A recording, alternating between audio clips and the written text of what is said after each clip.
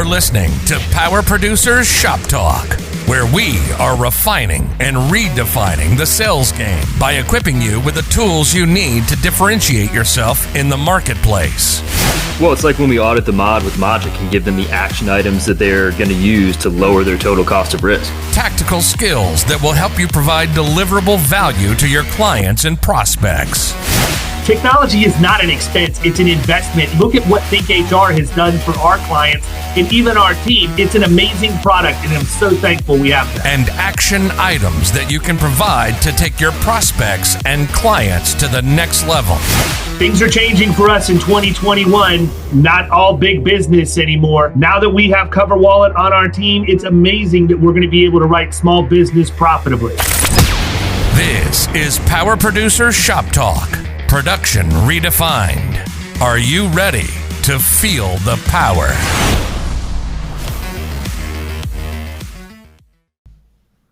What's up, everybody? It is another episode of Power Producers Shop Talk, and we are back with Peter MacDonald for number 4 of the MacDonald Sessions, and we're going to talk about band of pricing.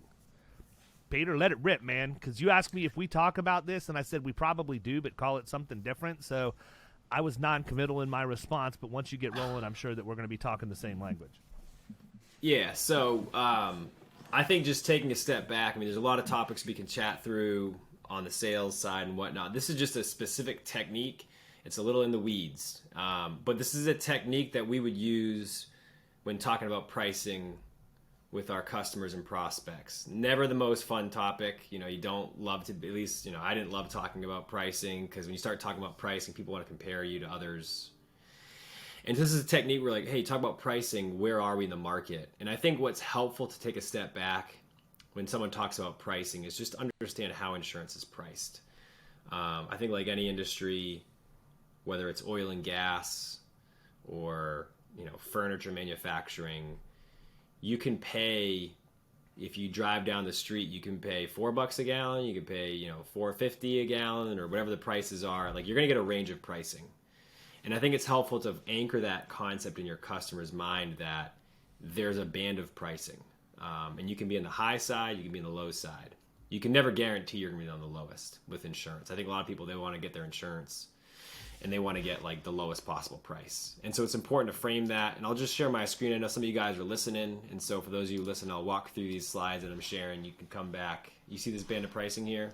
Yeah, for those of you listening, if you want to see the actual visual portion of this, you can go to youtube.com/killing commercial, and you can get to the YouTube channel, and that is where we post the video version of these. So this slide here, I'm showing the price of Bitcoin and Ethereum over the past year. So for those of you crypto bros, you probably know this chart too well, and it's been a sad day, especially if you bought around that peak hype in October, where the price has gone from, you know, 80,000 down to 20, or from Ethereum 5,000 or so down to 1,000 or less. So this is just showing that, like, whether you're buying Bitcoin or Ethereum, you know, sometime one was a better deal, like sometimes another was a better deal, and this price just fluctuates over time with the stock market. And this is the same thing with the price of oil and gas or different commodities that are out there. And insurance is kind of similar. Like right now we're in a hardening market. And so there's a band of pricing. You can be in the high side, you can be in the low side. And I think right now it's probably a relevant conversation. A lot of you guys are out there doing renewals. Maybe you're getting 20% renewals and your customer's like, holy crap, 20%. And you're like, dude, 20%, I got 40% renewals happening right now. You should be thanking me for 20%. So how do you frame the conversation? And so I think, you know, we had a slide that looked something like this, where you basically take something very similar to the commodities price of whatever commodity, or Bitcoin or Ethereum, and you're like, hey, look, here's the historical pricing over time of 3 different insurance companies. And you can see that sometimes one insurance company is higher, other times it's lower. That's just the reality of the world we live in. And so in talking to our prospects, we want to communicate, and what we do is kind of fill in this band, where if you just kind of fill in between the lines of the pricing from the 3 different insurance carriers, like, that's where you can live. Assuming you're the best possible risk management in place, you got your E-mod under control, there's kind of this world where you can live as far as what you're paying for insurance premium. You want to make sure that, you know, you're closer to the bottom, but if your objective is to always be the lowest possible price, It's just kind of a tough objective to meet. And so the most important thing to do is get your risk management in place, tell a compelling story, and just be at a spot where you're somewhere in between the band of pricing. So I guess kind of curious, Dave, reactions, Kyle, your reactions to this. How did you guys communicate when people talk about pricing, especially in a hard market? So I think that's cool. I mean, I'll let you talk in a second here, David, but I am like a visual person. So, I mean, I think showing something like that where you can be like, okay, here's the historical data, and this is kind of like where you can be. Like, that's where you have to exist. It's not below or above that. It's just, but you got to try to do your best to, be towards the low end of it. And here's how we're going to do that. So I like the visual there. I think it's germane to the placement of the insurance, but it's completely irrelevant to our sales process and how we operate. And the reason why I say that is because we're never selling based on the insurance price. We're hired before we ever even go to market. So for the agencies that are out there and you're competing based on how the insurance is priced and having somebody hire you based on what you can do that way, I think it's an exceptional idea to do that. When you're selling based on total cost of risk and you're getting hired based on your work product from a risk management standpoint ahead of time, with the understanding that the client is going to fund your efforts through the placement of insurance and the commissions derived thereof, then it's not really that big of a deal. When we get into pricing with and part of the reason why is we have the agent of record letter. We're never going to go to the market until they've already given us the AOR, so they know what they were paying. And obviously, if we're going to go down that road with them, we're going to be in the same general place that they are. The times where the wheels come off the wagon is when it's a grossly underinsured program, or it's something where they're missing a line of coverage, or maybe limits aren't right, or maybe they haven't had their audit yet and they had a really good year for sales, and next thing you know, boom, the premiums are going to go through the roof. I mean, so we do talk about it, and it's important for people to understand, and it's really honestly germane to the whole market reputation conversation, in my opinion, right? So if I were going to use this slide going through the risk management sales process the way that we use it now, it would be early on in the process where I would talk about that. And I would use that as a way to educate people on why the risk management method that we're using is the best way to go. And just say, look, you're going to fall in this range in terms of your insurance premiums. If you want to be at the lower end of that range, these are the things we need to be doing ahead of time before we ever get there. So from that standpoint, I do think that I could make it relevant. I'm very, very careful in how I discuss. We're not leading with price. I never even talk about premium. Right. I know that is such a foreign concept. And what you just said is what I meant. Is like, but I mean, Kyle, you've been with me. You've been with me in plenty of appointments years down the road now, and you never ever hear me say the word premium. I never talk about it in the appointment. Nothing, because it's completely irrelevant. Your premium is going to be what your premium is based on your past. You're already performance. Paying it. We're going to get you the best deal we can. Here's how we're going to do that. And we're always going to everything I do is to get them to stop focusing on price. So I do think that the graphic is a great way to do that and just get it out of the way. Say, hey, look, here's the band. You're going to fall somewhere in between. We're going to show you how to stay at the lower end of it. Let's talk about how we do that. 100%. And I think this kind of lines up, when we were selling, again, because we were going for a BOR type sale. In my experience, and again, I was early in my career, probably didn't have the same level of confidence, David, that you have. Definitely not, and maybe it was in a earlier part of my career without necessarily all the risk management experience that you kind of had. And so I think inevitably, like, people are going to bring up price. Like, it's a thing. And even if you're like, hey, the premium is the premium, I think it's on people's minds, especially if they're getting a big price increase. And so I think back to what Kyle was saying, I was like, I'm kind of a visual person. How do you explain like where your insurance pricing is going to fall? It's like, hey, look, you have a certain amount of risk. We quantify it through your revenues, through your payrolls, through your number of locations or vehicles. There's going to be a range of pricing, and you're going to be somewhere on there. What are you doing to make sure that you're, towards the lower end? Because it's not just like random happenstance of, hey, I shop the market every year. This is the result of a proactive risk management approach. Mm-hmm. Yeah, I think here's the other thing, people. If you're listening to this and you're wondering how, you say, oh, David, it's such a great idea that you do that, but I just don't have the ability to do baseline risk assessments. I can't send loss control in. We don't have that at our agency. I don't know what episode I ever told anybody we have that at our agency. We don't. We outsource it. And that's why companies like Yellowbird, that my good friend Michael Zaus founded, which is essentially Uber for loss control professionals, levels the playing field for every single independent agency in the country that's not a national brand or publicly traded. I don't care if you're a 3-man shop, 2-man shop, 1-woman shop, whatever you are. If you need to have loss control work done, you can use Michael's company to do that for you. So don't use that as an excuse in your sales process and thinking, oh, well, you can do that because. No, I can do that because I understand that there are tools that I need to use to do it, and I've committed to doing that to give my client the best experience possible, and that's what I would recommend that you do as well. Good part is you're not financially committed to anything other than the work product that they do for you at that time, so you should be building it into your budget for that account anyhow. So, David, walk me through, role play with me a little bit. Let's say I'm like I don't know, I run a company, which I guess I do. But I'd like for you to be a vessel manufacturer. I'm a vessel manufacturer. We manufacture, we manufacture catamaran speedboats. Or not even speedboats, fishing boats, and we've been doing it for a while. We're paying a lot in premium. And I'm excited. Hey, mate, David, I've seen you guys out there on social. I like your approach. I've seen you guys do a lot of fishing, and man, it's really been frustrating these past couple of years. Kind of bounce around the different agents. We're paying around $500,000 right now. And listen, I want to hire you, but at the same time, like, it's a lot of money. Like, how do I know that your pricing is going to be competitive? My pricing is going to be competitive? Yeah, how do I know that? How do you know that?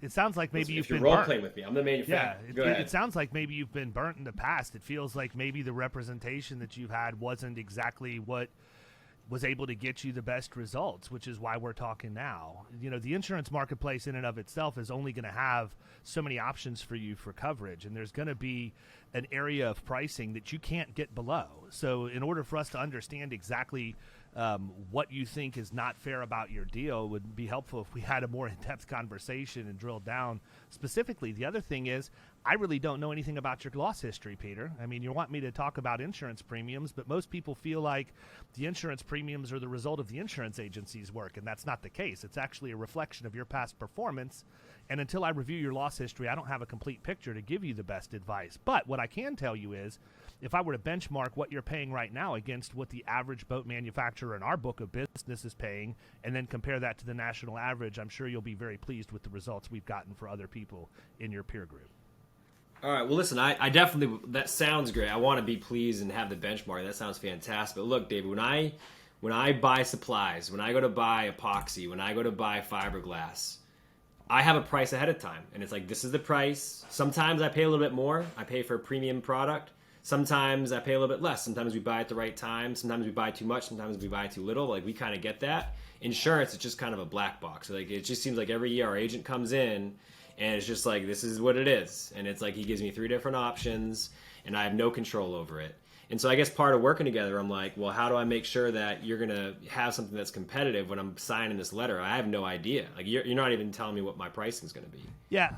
I'll tell you, Peter, first I have to apologize on behalf of our entire industry, because when you come to me and ask me about your insurance pricing and you compare it to a commodity like the supplies you use to build your yachts, it tells me that people that have walked in my shoes prior just haven't done a really good job of educating you on how prices are derived and what you can do to control them.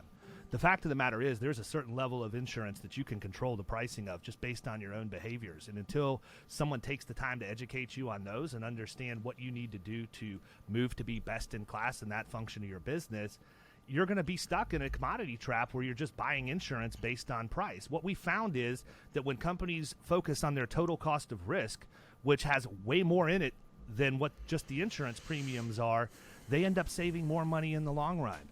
If I can focus on everything that goes into a total cost of risk calculation outside of what you pay for your insurance premiums, I'm always going to come to you with the best result for insurance, because we fixed everything that's contributing to what those premium calculations are.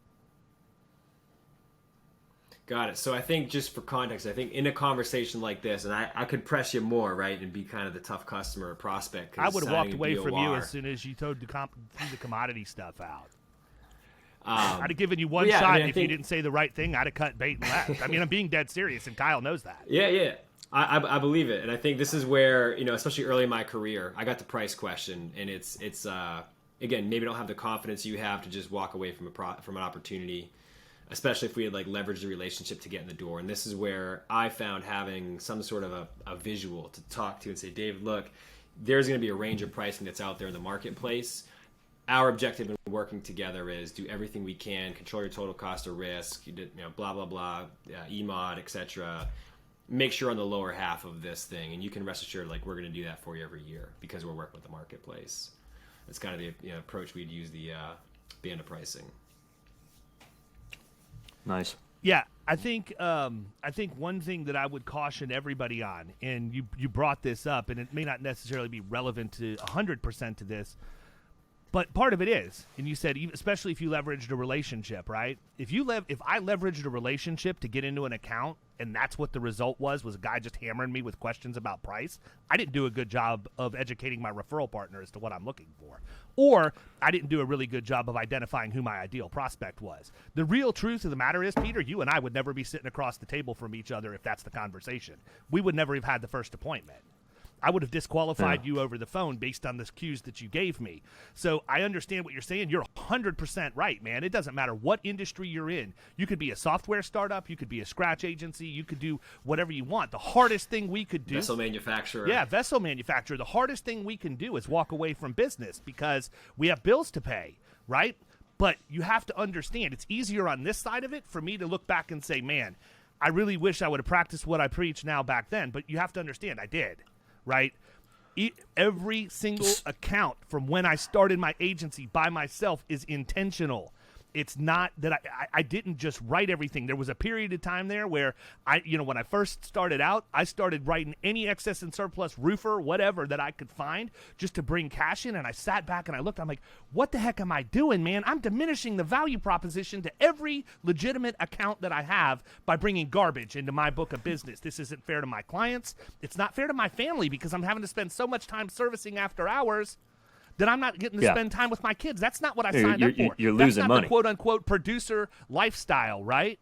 So at the end of the day, I think it all everything in our I honestly feel like every single problem that our industry has revolves around education, period. Either we're not doing our continuing education the right way. It blows my mind. Some of y'all people need to understand this is a profession, for crying out loud. You going on, WebCE or whatever. I don't even know if that's the name of a legitimate company. So if it is, I'm going to disqualify this statement saying I don't know that. But everybody's talking about how can I get my continuing education done as quickly as possible so that I can get credit and maintain my license. What? Why don't you try making yourself a better agent? There's a purpose for that. And I see this pattern over and over and over again.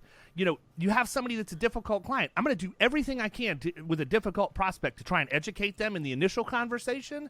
And if I can get them to bend just enough to think that they're going to listen to what I have to say, I'll take the meeting. But if they're going to be 100% rigid on, no, I need to know this, and you need to give me an idea on how much this is going to cost. Think about once they're actually your client, it's going to be, it's going to be a nightmare the whole time.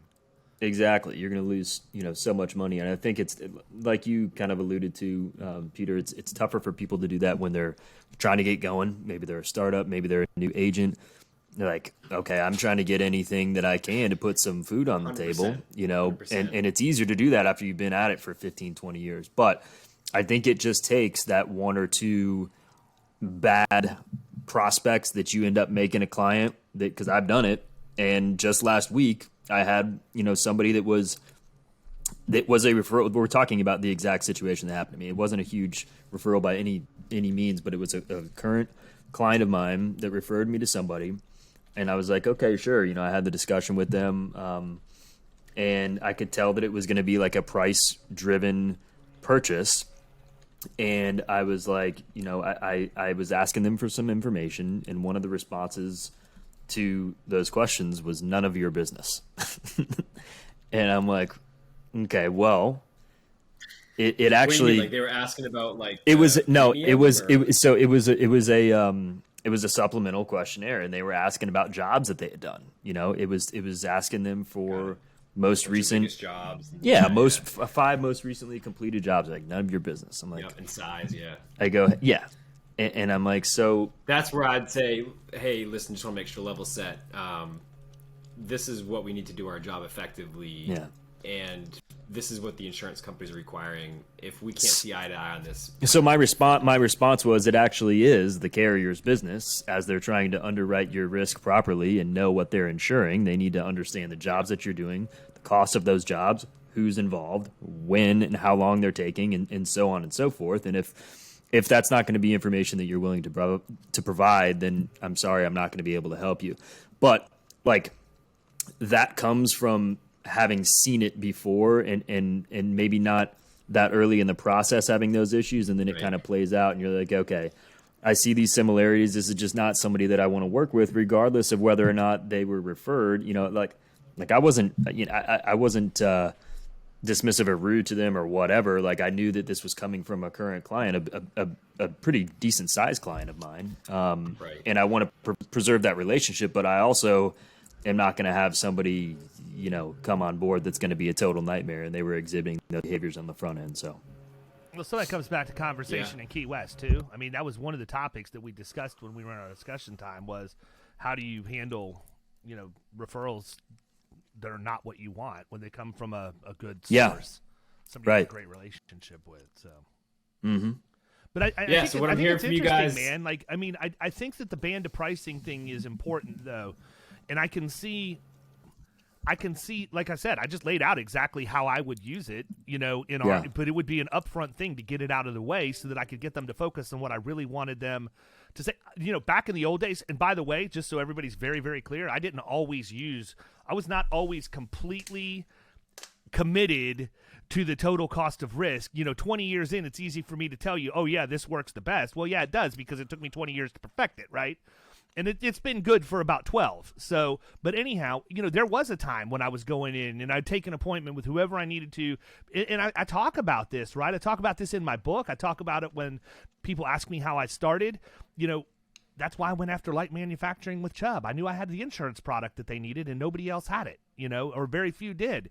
And so I would go in and talk about that stuff. But even when I was doing that, do you know how I handled my proposal presentations? I would go to the summary page of the premiums at the very first part of the meeting. Hey, guys, ladies, here's the pricing. Let's go through it now, and that way I know you're going to pay attention to everything else that I say after that.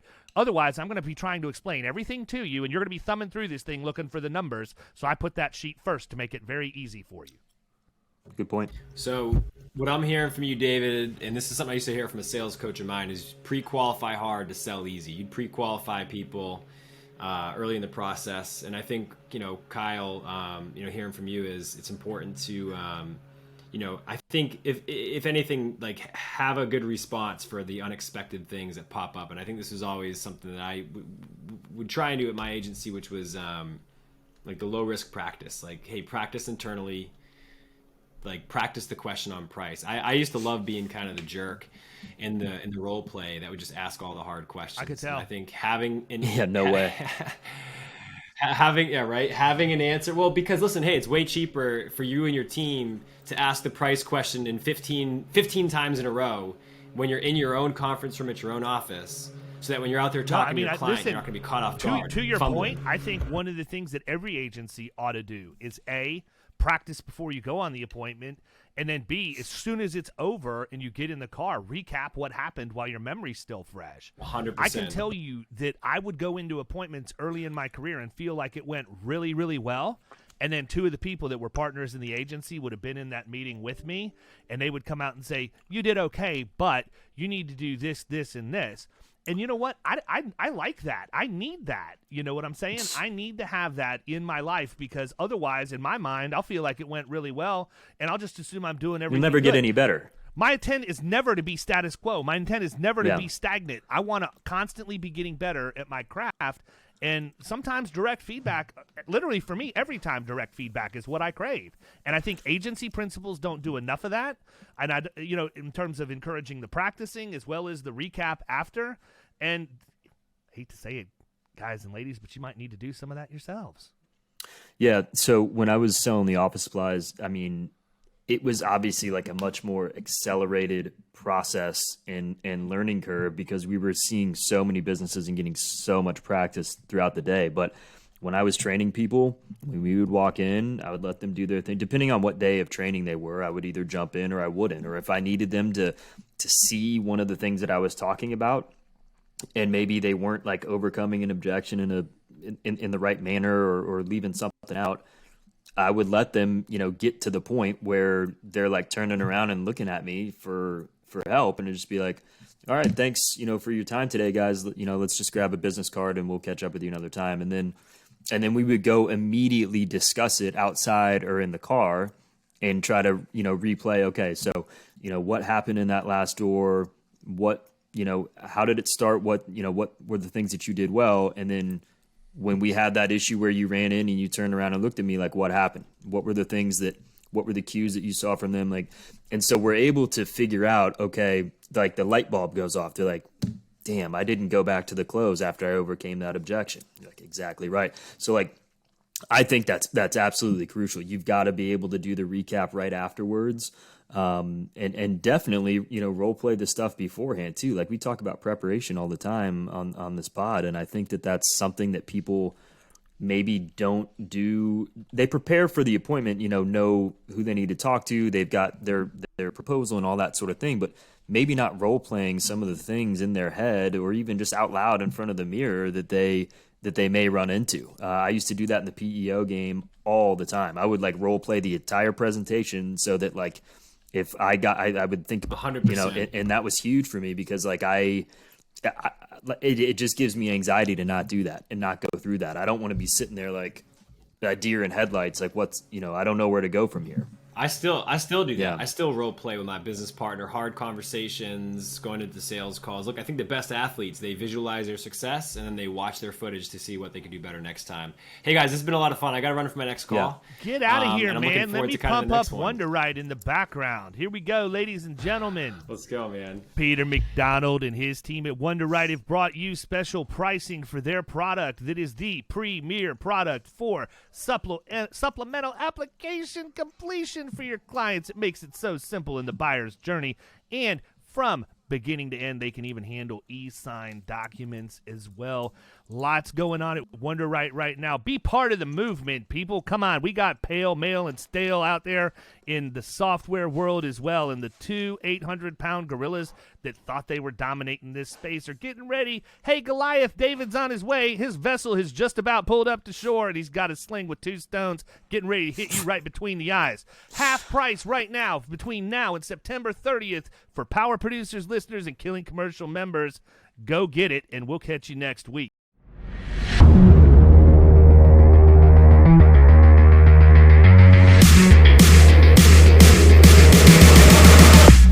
You've been listening to Power Producers Shop Talk. You can follow us at the Power Producers Podcast on Facebook and Instagram. And if you want to take your game to the next level, check out our commercial insurance training course at killingcommercial.com or visit Amazon to pick up a copy of our international best-selling book, The Extra 2 Minutes.